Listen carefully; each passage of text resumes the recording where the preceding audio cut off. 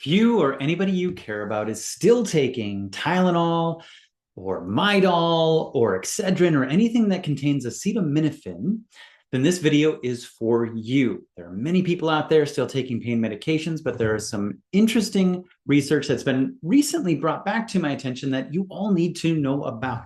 I'm going to start with the research that was out 20 years ago, and it's talking about acetaminophen overdose as the leading cause for calls to poison control centers, over 100,000 per year.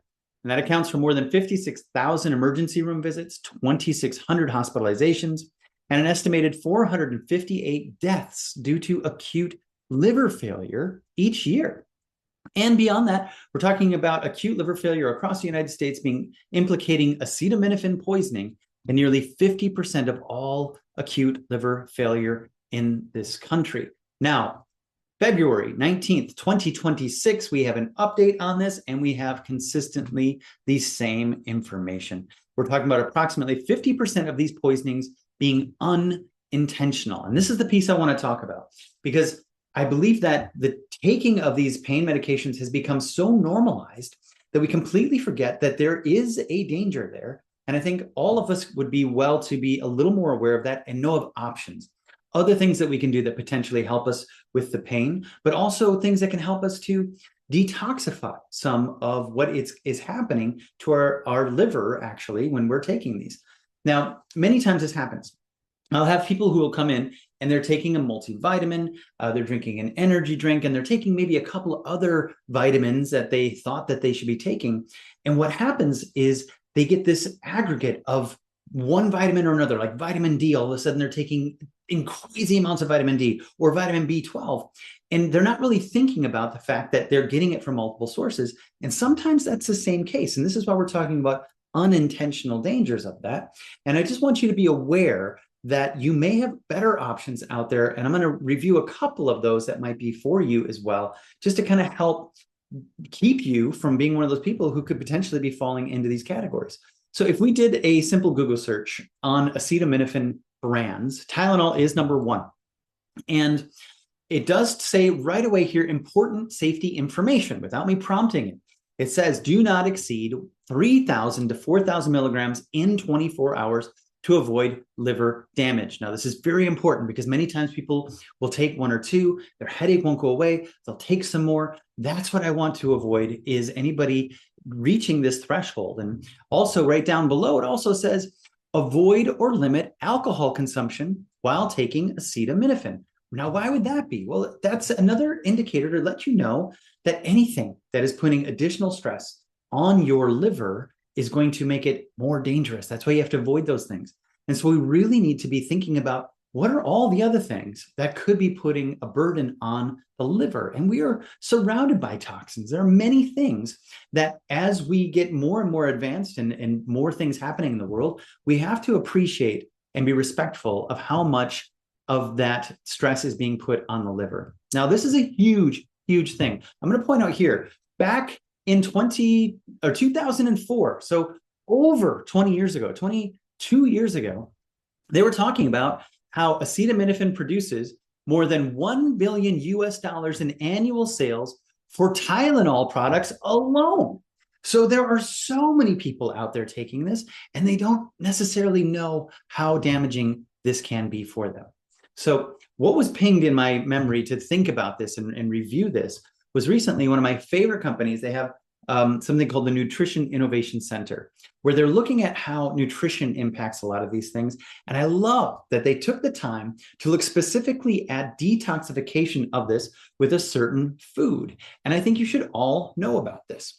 Spanish black radish, enhancing detoxification. Now, I have been a huge fan of Spanish black radish for many, many reasons, for many years. There are multiple ways that it helps to detoxify the body, but I like to make sure that people who have been taking Tylenol or are taking Tylenol, you should think about this as something to help your body be able to process out the potential dangers of that. Now, in this study, it was a pilot, open label pilot study. And what they did is they had the participants complete a 1,000 milligram acetaminophen challenge at baseline and again at day 28.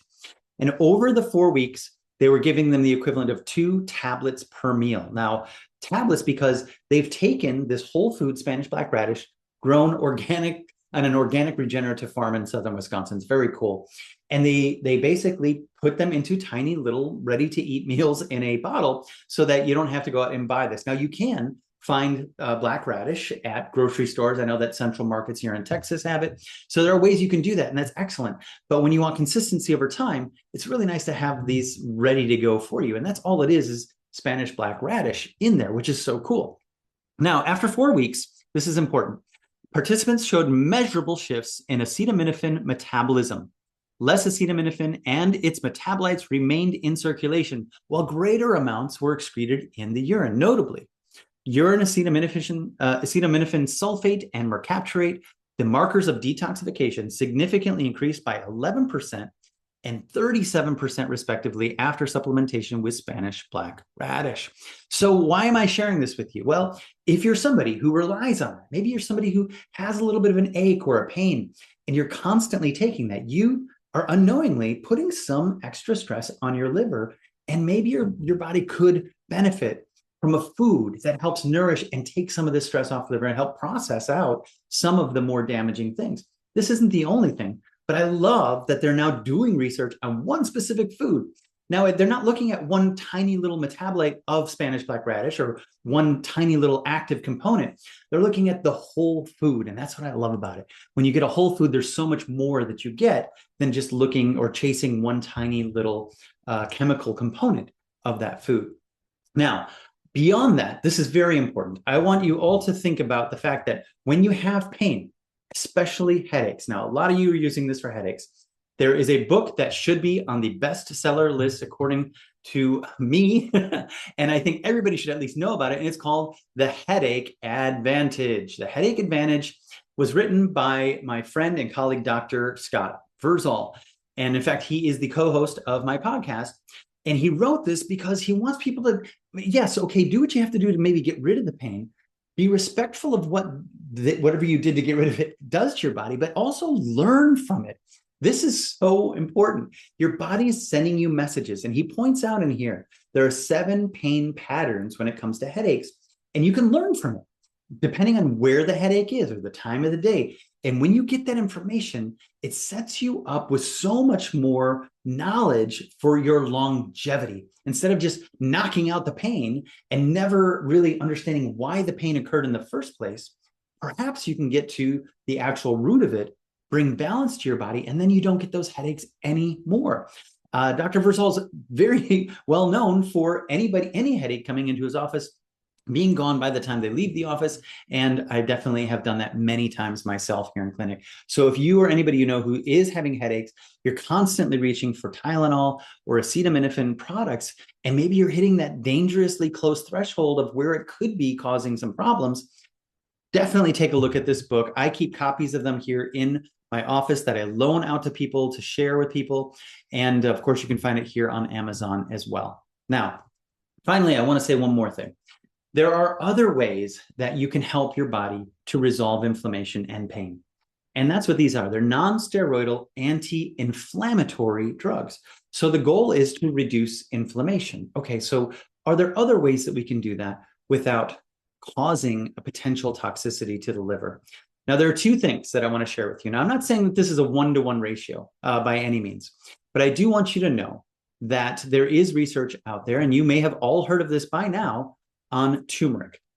Now, turmeric or curcumin extract on pain function, this is something that has been researched, and I can say from a clinical standpoint, something that I have encouraged people to look at adding into their life for many reasons. But in the conclusion here, it will say improvement in function. Studies show a reduction in pain and improvement in function similar to that of NSAIDs, but here's the big piece, but with a reduced incidence of adverse events. And it doesn't take long for anybody to look into the benefits of this. Now, I will say this, not all turmeric products are the same. You do want to be careful of those that are using black pepper in that, because that can actually be something that is not easy on the liver. So I will put in the link below the one that I definitely encourage in the blend, and you can learn from that by looking at the below. Now, another herb that I think I want to make sure everybody is aware of is one called boswellia. Now, boswellia also for osteoarthritis specifically, there was a systematic review of meta-analysis, and we still had some encouraging results at the end here in the conclusion. Now, this is another point, and I'm going all over the place, I know, but this is important to know. In the meta-analysis, right, they're talking about how there have been some positive outcomes if we look at the results and the discussions, but there are some limiting factors. And the reason I want to talk about these limiting factors in here is because these types of things are not something that is acting on one single thing in the body. We have to zoom out a little bit and understand that things like boswellic acids, to be able to really utilize these, require a good amount of fat. And a strange place for me to end, but the reason I bring that up is I was just recently at a symposium, and all of the holistic practitioners who were speaking brought up the importance of omega-3s and fats. And this is a big missing piece. We can't look at this study without studying it. You have to study the studies, and you have to understand that they did not control for whether or not the individuals in all of these meta-analyses had adequate fat intake. In fact, this is one of the most important things for resolution of inflammation. The American diet specifically is very good at initiating inflammation, but it misses some of the essential pieces to help resolve that. And those are within the omega-3 piece. And any itis, osteoarthritis, it just means it's an inflammatory thing, and we need those things to help resolve it.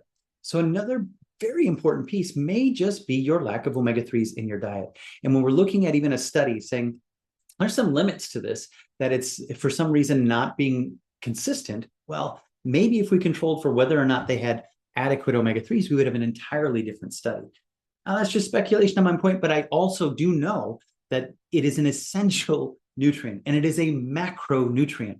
And looking at whether we have the presence of that very, very important piece is going to potentially be the difference between a positive outcome and a negative outcome. So I'm saying that to add on here, if you're going to pursue something like boswellia and thinking that's going to be helpful with reduction in inflammation, be very conscious of your omega-3 intake and potentially get it tested first so you know where you're at with that. Okay, so just a PSA for all of you out there, just who may have people that you know who are constantly taking Tylenol, please share this video with them. Just make them aware of the fact that they may be getting towards a dangerous level of it unknowingly, just because the only thought is to get rid of the pain. And I totally get that. And I want to give you options that may give you better aspects of that instead of the adverse effects that you could be getting from that. And when we have $1 billion a year on just Tylenol alone, I know there are a lot of people out there who are doing this and think it's just totally normal and fine to take that. And it may be small amounts from time to time. If those people are taking it very consistently, just be cautious. Know that there are some other things that could be stressing your body, and make sure that you're giving your body what it needs to be able to process these things out as best as you can. Spanish black radish is one option. There are many things that you can do to help with your liver's ability to be able to do these things. Again, I'm just very excited that we finally have some actual whole food research so I can share with you all of that. Thank you all for watching. Hopefully this is helpful. Please do share this with anybody that you feel may benefit from this information, and I'll keep these videos coming. Thank you.